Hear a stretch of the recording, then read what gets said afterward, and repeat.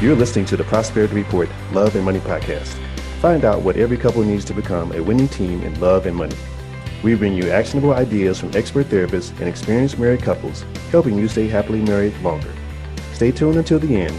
We'll leave you with a tip you can start using today in our 5-minute activation segment. Now here's your host, best-selling author, speaker, and psychotherapist, Kanae Corder.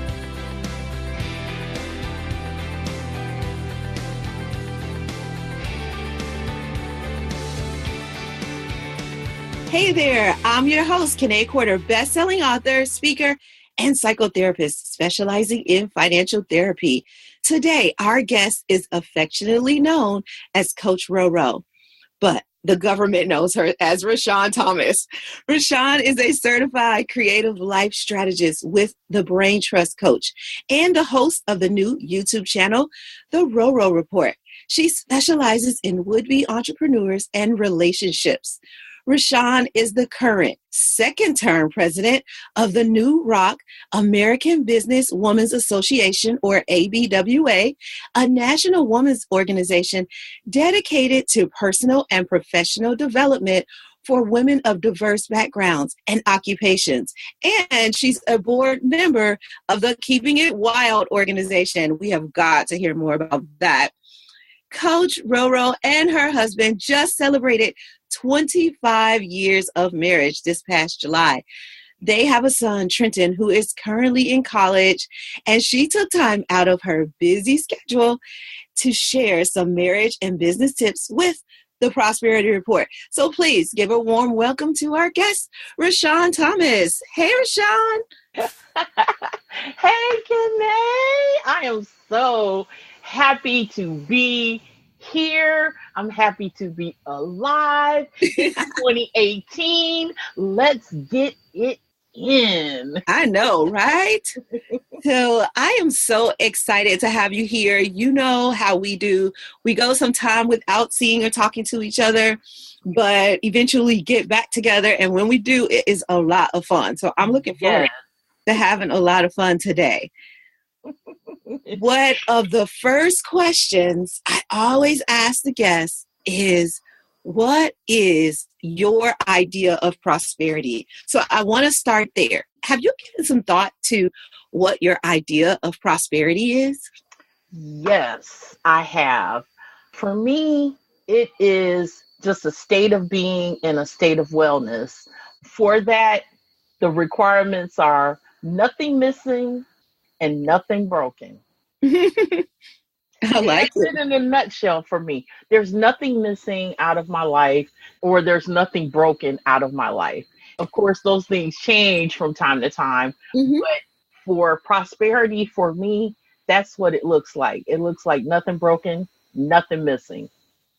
That's so cool, because what I hear you saying is some of it sounds like acceptance, so from one coach to another, It sounds like acceptance, like it is what it is, kind of, nothing is missing. It is what it is, and nothing is broken. Like everything is okay, because we go into life with all these worries. And if nothing is broken, it's just the way it is. It's the way it is for right now. Not to say we can't do more tomorrow or the next day, but that's not what we're focused on. We're focused on everything being the way it is and accepting it. Yes. And also, something missing for me might not be missing for someone else. Everybody's definition for prosperity should look different. Absolutely. And I don't think people look at it like that. I think a lot of times they look at it as just monetarily and this, that, and the other. And that can be and is part of it. But life is funny. You're always doing two things. You're either coping or you're learning. Mm-hmm. Some people might be coping with something and some people might not. And even coping could be part of your prosperity purse, if you will. For me, that's what it is. So it could be something different for someone else. Yeah, absolutely. I mean, in my years of working in finance, I found that prosperity means different things to different people, but I totally get your idea of prosperity and I like it. And one of the things, what I just heard you say was the coping or learning. Mm-hmm. And when we apply that to our relationships, now, of course, we're talking about marriage on this podcast. So you're either coping or learning from your Yes. relationship, right? Sometimes you're just like, I just got to accept this is the way it is. But Yes. sometimes you're like, oh my gosh, I just grew from what we went through together. Yes. What are your thoughts on that? The biggest thing about that is I think people have to understand who they are. It really, really does start with that. And you Yeah. cannot have delusions about who you are. You really can't. You can't make up who you want to be because it's going to show. I Yeah. mean, the cracks are going to show eventually. So Yep. if you go into it pretending to be something or pretending to enjoy things that you really don't like just because that other person does, you cannot do that. You're building a house on a cracked foundation. Mm-hmm. It's going to eventually have to be replaced and crumbled and all of that. So Right. you have to start with you. You are the key to your happiness. Only you can make you happy. You can't look for your partner to be the one responsible for you being happy. Yeah, that's So so if true. you start off doing that, guess what? Fail. Mm-hmm. Yes, so true. And it's a great point that you bring up. And I find this in relationships as well as business. We are looking for somebody else to do the work, right? So we're looking for the other person to do the work in the relationship. Same thing in business. You know, we look for the Right. other person who's going to invest in my business. Well, nobody's going to invest in your business until you do, right? Who's Exactly. going to invest in my relationship? Well, nobody's going to invest in your relationship until you do. Your That's right. partner is only responsible for themselves and you're responsible for yourself. So I Yeah. do love that. That's a great point that you make. That's the first part of marriage. People think it starts after you say I do and you walk down the aisle and you have this big elaborate wedding. They think that's when it starts. It does not start there. It starts before that. It starts with you knowing who you are, the good, the bad, the ugly, because there is ugly. Yep. And then you're going to need to know the good, the bad, and the ugly in your potential spouse. Yeah, Because, absolutely. and Yep. then it just comes down to, can I deal and will I deal with the good and the bad and the ugly in that person? Yeah. And making that affirmation, I guess, or acceptance every day. Like, okay, I'm Yes. dealing with it. I'm dealing with it. Because just like you said, there is some good and bad in every person, in us and in the partner. And we really have to assess, because if you think about it, this is something that I tell my couples a lot. In therapy, we talk about self-awareness. And so I have them start the sentence when they're about to complain about their spouse or partner. I have them start the sentence with like me. So like me, my partner is messy sometimes. I And if you love start that. the sentence with like me, then it's less likely that you're going to go too far with that. That's right. That is right. Oh my Yeah. gosh, I love that. Like, yes. So I'm glad that I can impress you with one of my interventions, because you have been married 25 years. And Yes. Even I can't believe it. really, Yes, we've been together 28 years. wow. And it's been really, really amazing. And it has been a lot of hard work and a lot of growth, both as a couple and individually. Yeah. It's been really an interesting and fun ride. Good. And that's so great to hear, because one of the things I say on this podcast and just in my career is that society focuses on the 50% of marriages that fail. Like, they don't tell us of what the 50% that are staying together do. So that is really why I do this podcast, because I want to focus on what the 50% are doing. Now, in my story, I didn't want to get married because of all the stories that society had told me about marriage. I really thought that marriage was where women went to die. Like, your life is over when you get married. And Ooh. I know. And it was nothing that I saw. Like, I don't know where I got it, but that was the idea. Well, actually, I do know where I got it. There's a story behind it that I'll tell later. It was crushing until just a few years ago. So until I was well into my 30s, did I realize that It wasn't really true. I had so many successful examples, and we're colleagues and we're friends. I had like 2 other couples that I'm close friends with that I hang out with, even when I was single, just hanging out with them because they're such a strong couple that they can hang out with a single girl, right? Because not every couple can do that. No, they can't. You are absolutely right. And 2 of the couples that I hang out with, I became friends with the man first and then the woman. So, and that's unheard of for married couples too, right? Overall, yes. Yeah. But that happens to me as well. I know. That's why I brought it up. Tell me more. I had a good friend in college, and he and I lost contact for literally almost 30 years. Mm-hmm. And when we got back together, he was actually dating someone that he had been with for like, oh goodness. Well, let me take it this way. He had just broken up with someone that he had been with for 22 years. Wow. And they never married. Oh, wow. That's a whole nother thing that I fussed at him about. and I didn't know her enough to tell her, why did you do that? But he and I had become friends, and then he started dating a woman, and he dated her for about 1.5 years, and then he broke up with her. Then he dated another woman for about probably 6 months, and then they got married, and they're married now. Yeah. And she and I have become friends. And of course, he and I have become friends. I mean, well, he and I have always been friends, but it was like at first, he and I have even gone to the movies, and I'm married and he wasn't, but he was my friend. And my husband knew the relationship that we have. This is someone that is just my friend. I want to ask you one thing, because there's something that I know for sure about your relationship. Okay. So you are, and I hope you don't get offense to me saying this, you are flirty. You are flirty. I am. But you know what? It's so funny.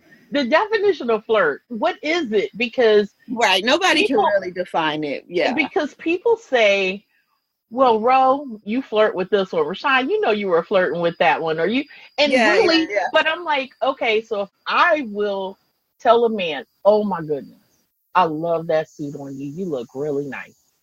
Right. They say, Roshon, you're flirty. But if I tell a woman, girl, you better work. I love your shoes. It's the same thing. Yeah, because what I hear you saying is it's really just a part of your personality. Flirting is a part of your personality, which is really cool because your husband has accepted that part of your personality, right? And he really has, because I'm a people attractor. Yes. I have always been a people magnet. So it's not just I attract men or I just attract women. I attract people, even little kids. The thing is, when my husband met me, true story, he met me in an elevator with 5 other guys, and they were all headed to my apartment. So, because there was a party at my house, apparently. Yeah, because that might lead into Keeping It Wild organization.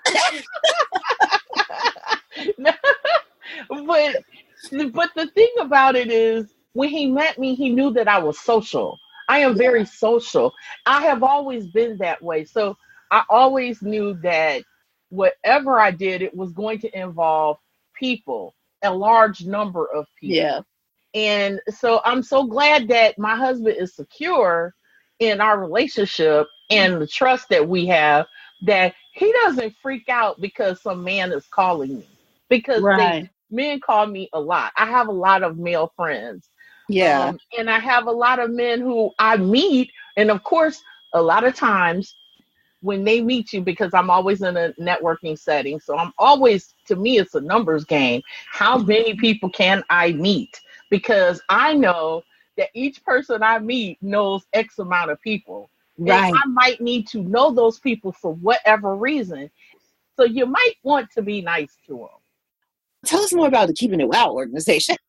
Well, the Keeping It Wild organization is really an organization that is about connecting people with the environment and the great outdoors.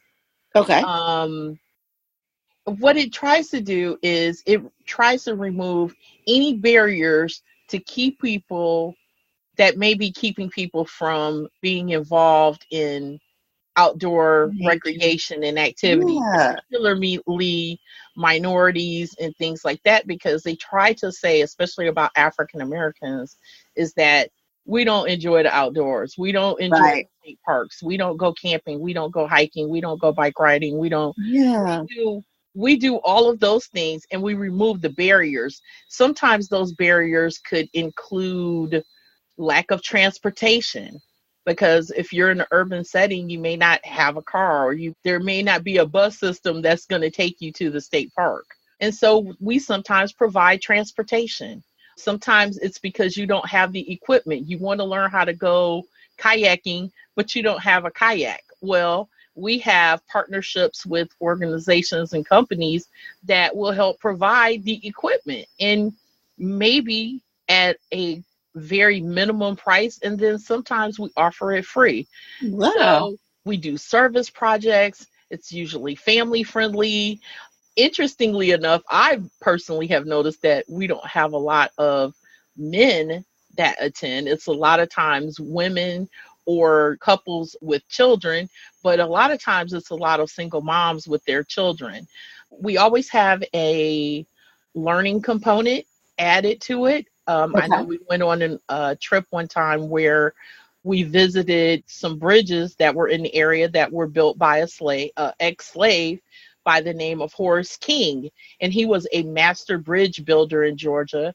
And a lot of his bridges are still standing. Wow. And he was able to buy his freedom. And him and his master became good friends. Wow. He even actually paid for his master to be buried. So, wow. I mean, so we learn all those kinds of things in addition to having fun in the great outdoors. I mean, there's nothing like being outside with nature. I think so many more people need to unplug from all this technology and things like that. And it's very romantic. There's nothing like sitting next to a campfire with your significant other and you're roasting marshmallows. You know, you're just all cozy and just chill. I'm telling you, it is a lot of fun. And we do just wonderful things. And recently, my husband and I, we actually went on a service trip for Keeping It Wild. We went over to Sapelo Island, which is off the coast of Georgia. Oh, wow.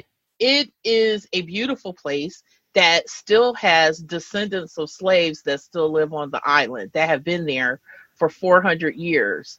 Their community is so nice and it's so beautiful. And the beach is looks like no one ever stepped foot on it. I mean, my gosh. It is a blast. They showed us such a great time, the history, their saltwater geechees. And it's just a good time. We had an oyster roast, and I have the video that will be on the RoRo report. My husband had never been. That was my third time. So it was a lot of fun and way more romantic taking him with me. We had a really good time together. So what I hear you saying is so funny because I hear so much in what you just said. One, you guys are still doing stuff together after 25 years. You still have these romantic trips. Two, you said you have been there before without him. So I don't know if you were, 12 when you went there, but no, most likely you were married during at least one of these times that you went. And it wasn't like he had to go. You were able to do it on your own. Three, it sounds like you guys are still learning, which is one of the number one principles, be a lifelong learner. Okay, so I don't know if you want which one of those or if you want to touch on all three of those. Well, the biggest thing about my husband and I is that we are friends. Mm-hmm. And I think even before we even got together, we were friends. There was no romantic anything between us. It changed. And I think a lot of people don't understand that you have to be friends. You don't look at every man that you meet as a potential baby daddy or husband. Okay.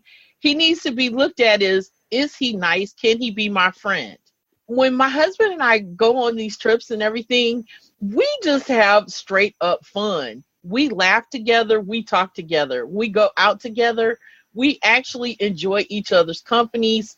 we laugh a lot. Yes, you at do. our son. Yes, you do. I have a recent video of us, and he's in the kitchen. I saw it. You saw it, the ham fried fiasco. Yes. Fried rice fiasco. That was a snippet, but that's us all the time. Yeah. So, you know, when we go on these trips, but I travel by myself and I do things by myself. And I am really happy that my husband is secure with who he is in our relationship. I can't touch on that enough. But like I said, when he met me in my apartment with a whole bunch of guys. Right. Exactly. So he knew that is so that cool. I was social. So yes, exactly. And that you bring a really good point up, because sometimes what happens is that we go into the relationship, we see the person, we know how we met them, and then we expect them to change, even though we accepted them, we dated them the way they were, and then we got married and we're like, oh no, you're not going to be going out anymore, or oh no, you're not going to be a flirtatious woman anymore. You're now married. You're my wife. You must change. And that's just so unfair. It really, really, really is. I would be unhappy because I cannot help but I have to talk to people. I love people. I can't. Right. You can't just come in and then say, okay, you can't talk to people. And the funny thing is, for me personally, as social as I really and truly am, I'm also a recluse. I can stay at home for a month. People are like, but you're so social. And I'm like, but I like to be by myself. I am that chick. I'll go to the movies by myself. I will go to eat out in a nice restaurant by myself. Mm-hmm. A lot of women are like, oh, I just think that's so sad. I've had some of them actually tell me that. And I said, well, I look at it this way. I like me. Yeah. I'm a good date and I'm a lot of fun. Yeah. So I can take me out and I'm good. Yeah. I'm never alone because I'm going to talk to someone. Yeah, exactly. Someone's gonna talk to me or I'm going to talk to them. And that's also a choice, because if you want to strike up a conversation, you can. But if you're out by yourself because you really do need some alone time, you can do that too, because there's nothing wrong with alone time. And that was something I was mentioning earlier, is that a lot of times when people get married, they expect that we have to do everything together. And sure, some couples will do everything together. I really honestly think that God made him specifically for me. Oh. And I mean that because I'm full of flaws and he loves my stinky drawers. and vice versa. And I don't know why. And I asked him one day, I was like, babe, why do you like me? Why do you love me? Yeah. And he said, because you're fun.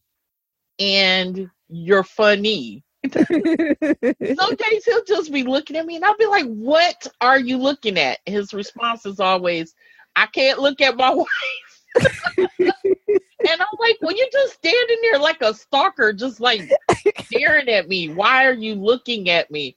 And he was like, I just like to look at you. Yeah. I'm like, wow. That is so cute. You know, especially after all this time, it's like he still looks at you with new eyes. And I'm in a younger relationship. And one of the things that I do appreciate so much about my partner is that he does look at me with new eyes. Like if I have on something he really likes, he's like, damn. Like, and see, that's really cool. See, and you know what? That brings me to another thing.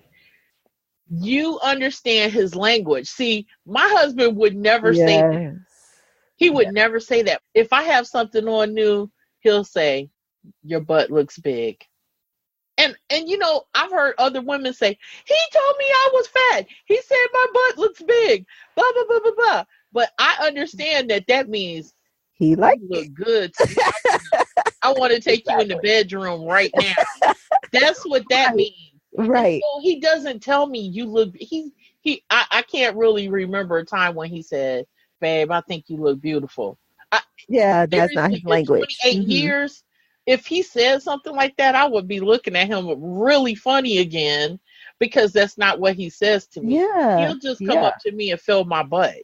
Right. He does that. Oh, that's so cool. Because years ago, you know how people post things on Facebook when they're mad at their partners, which I totally disagree with, but that's another show. On that. But so this lady, she posts that her husband hits her on her butt.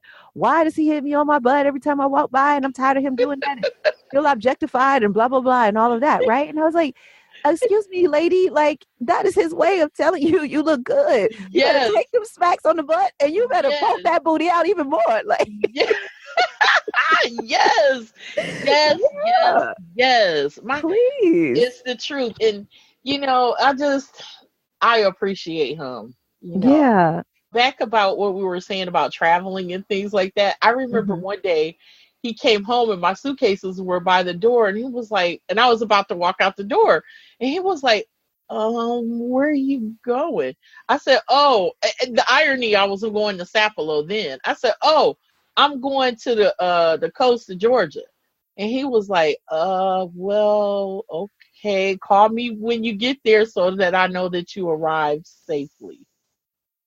Wow. You talk about understanding, because I don't know, many men or women who have grown and trust. I mean, it's so many different aspects to make that happen, right? Yes. That is so many layers to say, okay, go. Have fun. Just let me know that you arrive safely. Now, right, because there's some control. Like there's control there that he didn't have. Right, he couldn't control you, and then there's trust. The trust factor that has to go into it, and then there's just that personal. Like, I need to know. Like, tell me, tell me. Need to know that need to know feeling. Right. So there's just so many layers there, but he was able to unpack all those layers really quickly in the moment and send you off nicely. Because what would have happened if he didn't send you off nicely? Then he would have been sitting at home angry, and you would have been angry at your trip or whatever. And because he was able to just let that go, you were able to go and have a good time and not feel guilty or not feel whatever it is that we could possibly feel, all those emotions. You both just let that go. So awesome. And you knew that he trusted you enough that you could have your bags packed at the door, and he didn't think that meant you was leaving. That's right. That's exactly right. and it wasn't always like that. Yeah. He and I have evolved so much in so many different ways. We've evolved as a couple and we've evolved as individuals. And it's really funny because what I thought 10 years ago is not what I think now. And a lot of it could be considered controversial. Some of my thoughts, since they have changed. Okay. I like some controversy. Yes, I have some very controversial. There's really two that come to mind. There was this is funny. One of it is about cheating. Oh, okay. And you know, I know all these women would probably be like, what? And want to like burn me at the stake. Yeah. But what I need everyone to really understand and consider is every situation, relationship is different. And as long as it is assessed truthfully, that's the key.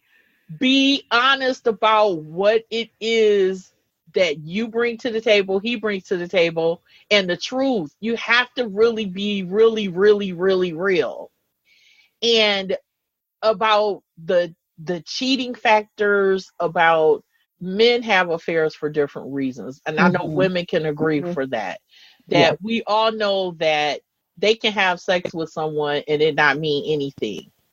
It is straight up about sex. It's straight up about sex only. Yep. But women, as much as we try to say that we don't confuse sex and love, we do. We do. Now, men can have sex and be coming to you and saying, baby, it didn't mean nothing. It really didn't. Right. For a lot of them, it really means nothing. Okay? Right. And you have to know your man, because I do know men who need that other stuff. Like, they need a woman to fall in love with them. That's more important than even the sex itself. Like they might not even have sex with a woman as long as they could get her to fall in love with them. It's different for different men, but for many men, and even that man could have sex without an attachment, without a love. Yes. It is really just the calm. Yes, it really, really is. And until women really understand that, men have to have it. Like I said, 10 years ago, I would have been like, oh no, twisting my head and everything. Like, what? Oh, You better but not. I'm understanding the science of men. Mm-hmm. Men's makeup, their aggressions, they are hunters. They need certain things. That doesn't make it right. Let me clarify. All right. Yeah. I like where you're going with this. That does not make it right. It depends on your relationship and what you talk about and what y'all will accept, because it's like a contract. It has to be mutually beneficial. Right. I have to get what I need out of our relationship, and you need to get what you need out of the relationship. Right. Now, and so you can't go getting stuff from other places when you haven't even done your job here, right? That's right. That's exactly right. Mm-hmm. And on the flip side, when men tell you that they need sex from you, wives, even when you don't want to do it, you need to do it. Yeah. And I know a lot of them will like, what? I'm like, my husband gets it whenever he wants it. Even if I don't want to do it, I will still do it, because if he doesn't get it there, he's going to go somewhere else. Right. You guys might not be having sex, but he's having sex. He's having sex. And it could be just sex. It doesn't have to be a relationship with somebody. I tell women that a lot. I say, you can withhold sex if you want to. You guys won't be having sex, but he could be having sex. Yes. Yeah. And he'll just get it out. And if he can get away with it, now men are going to be mad at me for saying this, and I know some of these things because I worked in a barbershop for many years. Mm-hmm. But if a man can get away with cheating, it's likely that he will do it. Like if he's like, I know for sure that I will get away with this, then it's likely that he'll do it. Now, not every man. I'm not saying that every man wants to cheat his wife. That's not what I'm saying at all. As much as I'm saying that in the back of many men's minds, they're like, ooh, if I could get away with this. That is so true. How can I hit that without anybody knowing? Yes, exactly. and erasing the woman's brain that I did it with, so she can't even say nothing. Yes. Right. Let her forget. Yes. And so no evidence. If that happened to me, because people always say, well, you have the relationship, because I call my husband Big Chocolate. In fact, all my friends call him Big Chocolate. They all know. They're like, what is his real name? Big, black, white, they all call him Big Chocolate. Is Big Chocolate coming? So they're so hilarious with that. And he answers. He's just real mild manner. He answers, and they just get a chuckle out of that and everything. Yeah. But that also brings me back to the whole flirting, because technically, calling that those terms of endearment, that's sort of flirting too. So you kind of let these women flirt with your husband, but that's a great thing, because that builds up his self-esteem, and hey, nothing like a confident man. Yes, it really is. And I always tell him, I'm like, look, this is business. We go to networking events. I'm like, look, don't follow me around the room. You go and you talk to as many people as you can. And I'm going over on this side. I'm going to talk to as many people as I can. Mm-hmm. And I don't have a problem, because I know that he is going home with me. I know that. Yeah. Absolutely. I know who I'm married to. I really, really, really do, because I knew him as a friend. Yeah. See, I had that advantage. That's why that advantage is important, that I didn't look at him as a potential boyfriend. We were like, cool. We used to hang out and go get some hot sauce Williams in Cleveland and, go to the movies. We were friends. Like, that was my boy. That was my face, fist bump in a pound. That was my dude. And it changed on us, because we realized that we really did like each other, and that we had some similarities about how we wanted our future to be. Yeah. And so we became values. We were good friends, and it really did change. And so I have another question. Yes. Because you kind of alluded to it with the cheating, and you started to talk about sex, like when your man asks for sex, women give it to him, and the other way around. Men, you're not exempt. When your woman asks for sex, give it to her. You need to give it to her. Yeah, you figure it out. And I know that they have a little bit of a harder time, getting ready than we do sometimes. Yes. They got to get it up. And it ain't always there, especially if it's stress and especially money stress.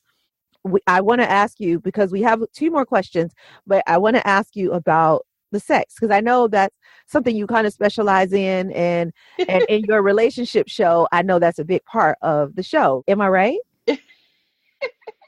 Well, I haven't officially introduced it yet to people, but I did let the followers of the RoRo report. I have about 450 ladies and some gentlemen that follow. And I told them that in the month of January and February, we will be talking about relationships, sex, and also just self-improvement.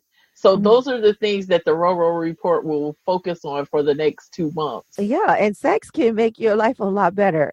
Yes, it can. And I, for one, am an advocate. I wish ladies would try phone sex with their men or their.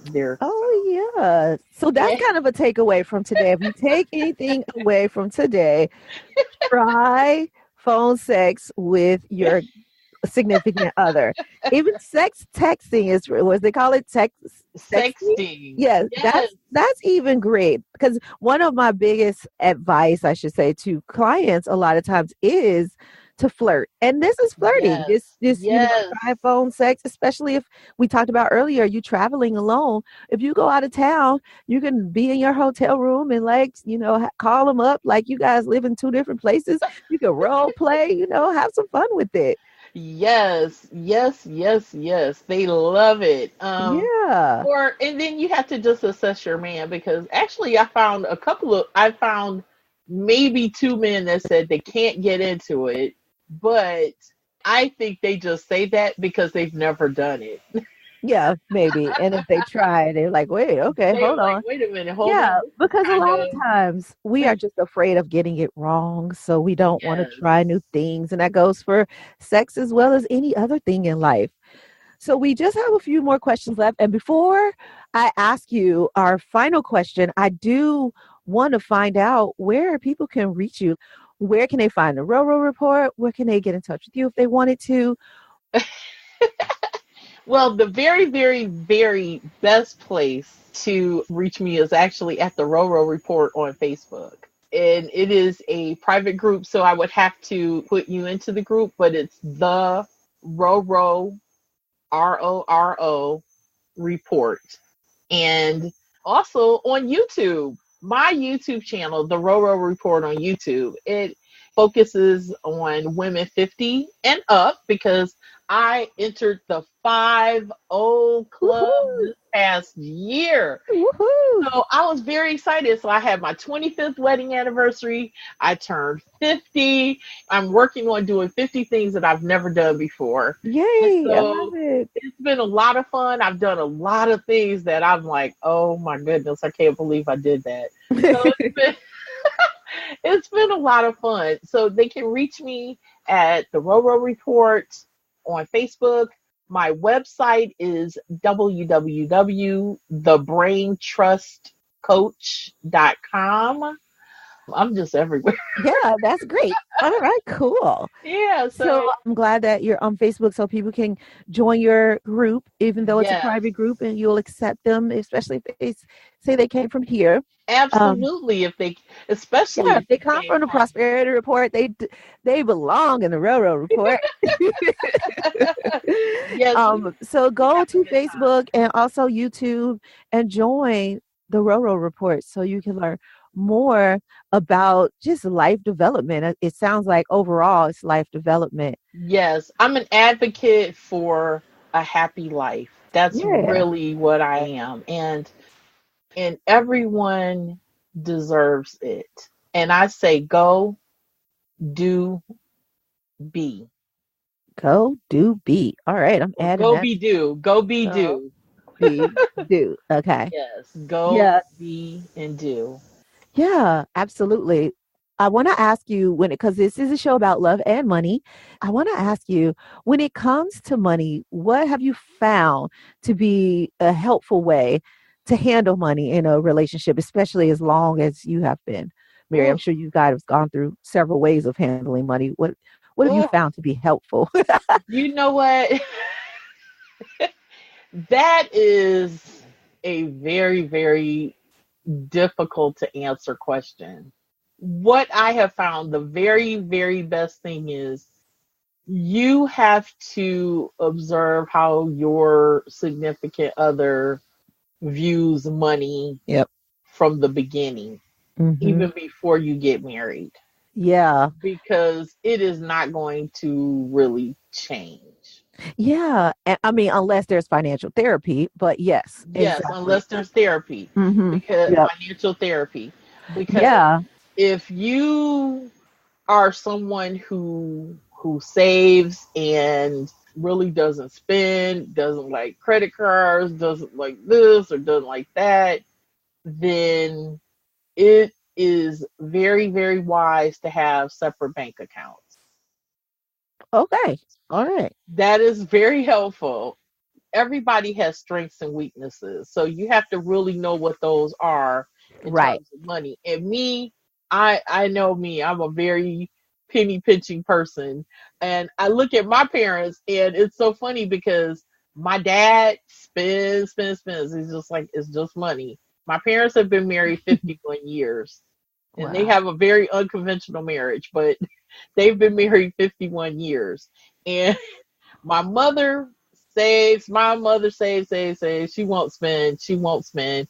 It's almost to the other extreme that she won't spend. Right. And so I'm like, and then my dad is at the other extreme. And I look at me and my husband, I won't spend. I have to be forced to spend. And he's just like, well, yeah, just go get so-and-so. And I'm thinking, no, I can't because this might come up or that might come up. So each situation is different, but I can tell you, look at that before you get married because it is not going to change. So then it becomes, can I deal with this? And how will I deal with this? Because I can't change that person. Only that person can change that person. And if that person decides to go to financial therapy, then so be it. Yeah. And a lot of times that's a judgment, right? So we believe that our way of handling money is the right way. Yes. And our partners is wrong. Yes. Well, the truth is, it may have been working for them because I know millionaires who don't really follow all the rules of money. Yes, they really don't. Right. But they're okay and they live with it. And going through financial therapy can even take that millionaire and help them find more prosperity in their life. And what I find is when couples have some sort of financial counseling as part of their premarital counseling, it definitely opens up a new area that they probably haven't gone deep into because sometimes that's one of the last conversations a couple has before marriage. And I don't know why it is, but that's one of the last conversations they have is to marry the money. But when you have that conversation and you can understand what I call your partner's money mentality, then it does bring a lot more peace to the relationship. And I'll give a little plug because if you do want to know your money mentality and your partner's money mentality, then you can go to presidentiallifestyle.com/money-quiz, but that'll be in the show notes. So this brings us to our last question. And I love this question. So, what is the best marriage advice you ever received or the advice you wish somebody would have told you? That is such a good question. I really never received any marriage advice. Wow. That I actually took. All of mine came from my observations of what I saw. I happen to be a very fortunate little Black girl growing up in a little town that had a lot of strong Black marriages to witness. Wow. I think back on that a lot. And I think about the men in those relationships. The women, of course, I adored them. But the men, I appreciated them for so many more reasons, not just because they were great. They appeared, because of course I'm not in their marriage bed. Right. They appeared to be really great husbands. And I saw them as great fathers. And many of them were in a father situation with me. I was very fortunate to have several Black men that were not related to me who acted as father figures. Even though, yes, I grew up in a household with my father. Like I said, my parents have been married 51 years.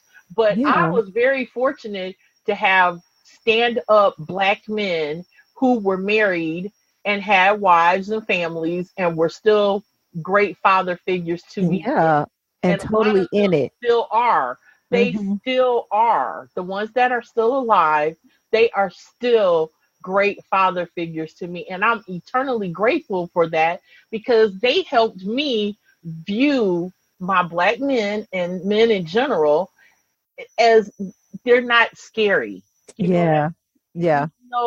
I could go into a lot of situations where it could have been scary, but these were Black men that really were in a father capacity to me. And I'll be grateful, because they really did shape me into being able to see into men where I know a lot of women have had damaged relationships with men. And it's been because they don't have examples. Yes, I had plenty of examples. So while I didn't have advice, I saw great examples. And some of them, they weren't perfect men. Some of them even had infidelities. But at the end of the day, the other lady is not coming up in the wife's face. What I hear you saying is, even though these relationships or these men and even these women weren't perfect, the best advice you ever received was really example. Like nobody had to say the words. They just had to show you by their actions. That's powerful. And so many of them still married together today. I'll be eternally grateful for them. And I'm fortunate that I actually have told them. That's awesome, because a lot of times you don't get to share that information. You hold it in. Next thing you know, they're gone, or you never see them again, whatever way that happens. And so it is fortunate that you got to tell them that you have been a good example. And a lot of times hearing that helps people continue to be those good examples, because they know somebody's watching. Because sometimes we go through life not thinking about the fact that we're affecting other people, but to know that. So it's been so awesome having you on the show. I am so glad we were able to get together, and, in any way we can get together, because life is so awesome. You talk about life development. Life is so awesome when you get to work with your friends. Yes. Right. Or the people who you work with become your friends, because we started out professionally first, and then So, I adore you. I adore your show. I adore everything you're doing. Your financial advice is just amazing. Thank you. You just go, girl. I want every single happiness that there is for you. Yes, I know that to be true, because when you describe me to other people, I'm like, oh, I want to meet her. Oh, wait, that's me. I love you. So thank you, everybody, for listening. Thank you, Roshon, for coming on. And everybody go look for Roshon at the RoRo Report on Facebook and YouTube. It's time for 5-minute activation, a quick financial therapy session to get you activated and on your way to increasing the love and money in your marriage. So can I get 5 minutes of your time? Just 5 minutes for a financial therapy activation. Today, we're going to discuss the money cycle. The money cycle breaks down to earn, grow, protect, gift, and enjoy your money. How you navigate this cycle will determine your lifestyle. The key is to master and maximize your wealth potential by learning to know your numbers, know yourself, know what's important, and know the tools to reduce stress associated with finances. One of the ways that you do that is to get really clear on how you want to navigate the money cycle. What does that mean? So how do you want to earn money? What is your ideal amount of money that will work for you and your lifestyle. You need to get paid what you're worth, because that is the very beginning of having the lifestyle you want, knowing what you're worth and then asking for it. Along with that is having multiple streams of income. Any wealthy person you meet will usually have more than one income stream. Now let's go on to growth. It's not what you make, it's what you keep. If you earn a certain amount of money, a portion of that needs to go to growth, saving and investing. You must preserve a certain amount of your earnings to go towards future goals. Now, you don't want to have to work forever. So one of those goals will probably be retirement, because one day you're going to want to at least have the choice to work, even if you love what you do. And you have to fund those future goals. Next, you want to protect your wealth. Once you get it, you don't want it to go away, right? So you protect your wealth with a couple of things. Risk mitigation or risk management.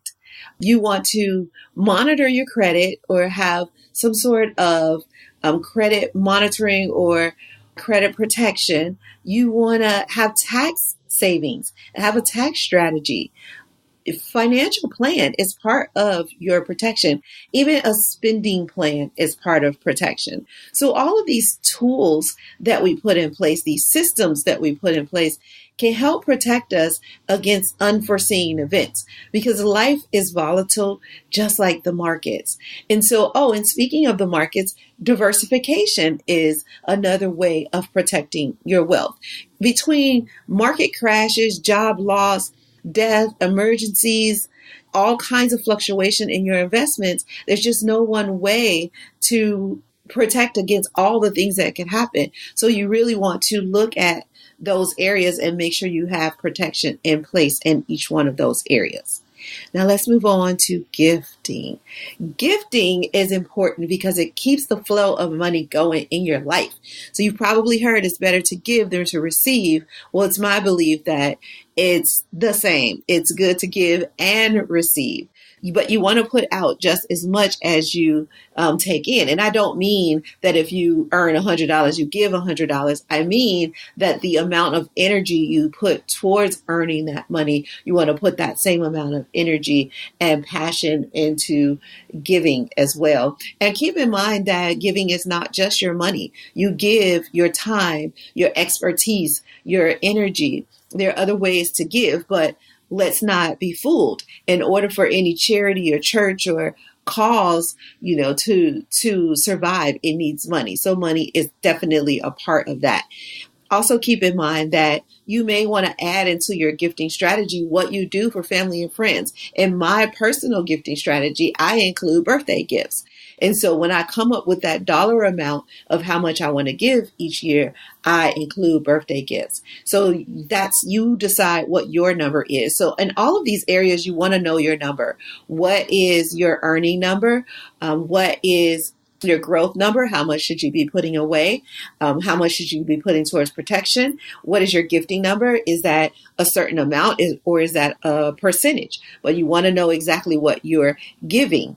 And then you have your enjoy number, and that was part of your spending plan. So how are you going to enjoy your money? And you need to be very clear on this, because just earning it is not enough or saving it is not enough. You've got to enjoy it. And depending on your money mentality, you may or may not be good at that. And we've talked about that before, but you can become good at enjoying your money. And that is why I say that money can buy happiness, because once you earn the money, you can put it towards all kinds of things that make you feel fulfilled. So that is our 5-minute activation for today. Thank you for listening.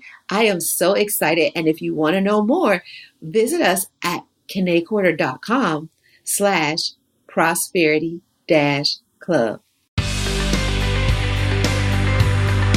Hey guys, thanks for listening.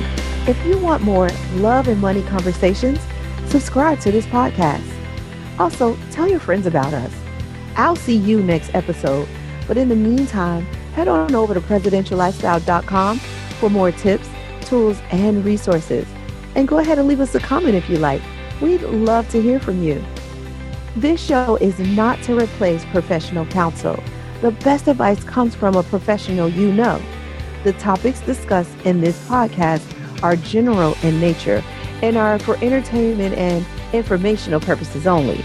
We encourage you to meet with a professional to discuss your specific situation, whether financial or therapeutic. That's all for now. I'll see you sooner. Remember, no matter what anybody ever tells you, you can have wealth in all of its forms. Believe it, and you will soon see it.